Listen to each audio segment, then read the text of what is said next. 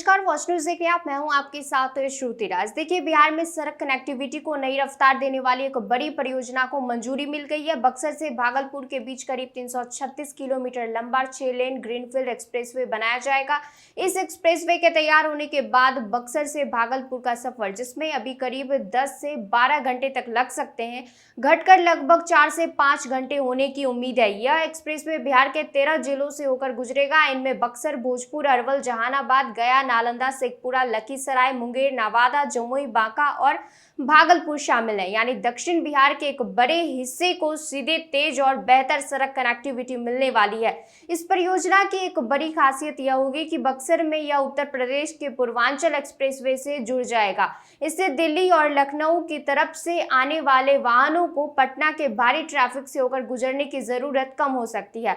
वाहन बक्सर से एक्सप्रेसवे के जरिए दक्षिण बिहार होते हुए भागलपुर, बंगाल और आगे पूर्वोत्तर राज्यों की तरफ आसानी से जा सकेंगे। यह एक्सप्रेसवे ग्रीनफील्ड और एक्सिस कंट्रोल होगा। ग्रीनफील्ड का मतलब है कि इसे किसी मौजूदा सड़क को चौड़ा करके नहीं, बल्कि नए रास्ते पर बनाया जाएगा। वहीं एक्सिस कंट्रोल होने के कारण गांव, बाजार या स्थानीय सड़कों से सीधे एक्सप्रेसवे पर प्रवेश नहीं होगा।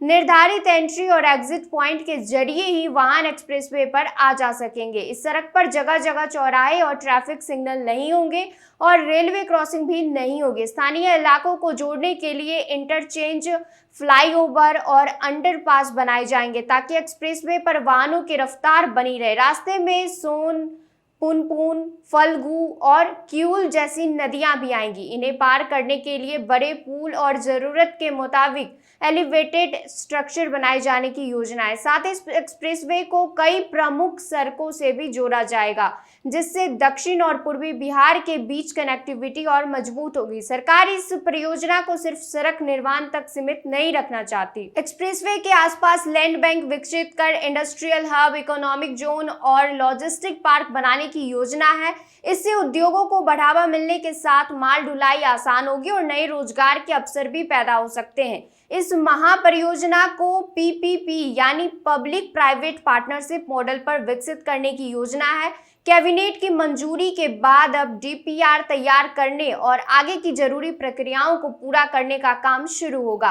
अगर यह परियोजना तय योजना के मुताबिक जमीन पर उतरती है तो बक्सर से भागलपुर तक सिर्फ सफर का समय ही कम नहीं होगा, बल्कि दक्षिण बिहार में व्यापार, उद्योग और लॉजिस्टिक्स को भी नई रफ्तार मिल सकती है। ऐसी तमाम जानकारी के लिए जुड़े रहिए वॉच न्यूज के साथ। धन्यवाद।